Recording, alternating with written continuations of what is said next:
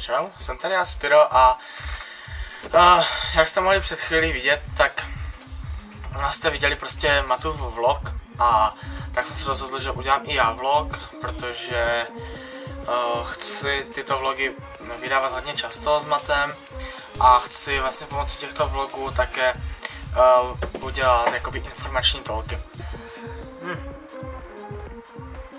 Mám chlup. Pusaj, pojď. Mám chlup. Pusaj, pojď. Mám chlup. Pusaj, pojď. Gay! A myslím si, že toto asi od toho vlogu bude vše. A já se s vámi loučím. Ahoj!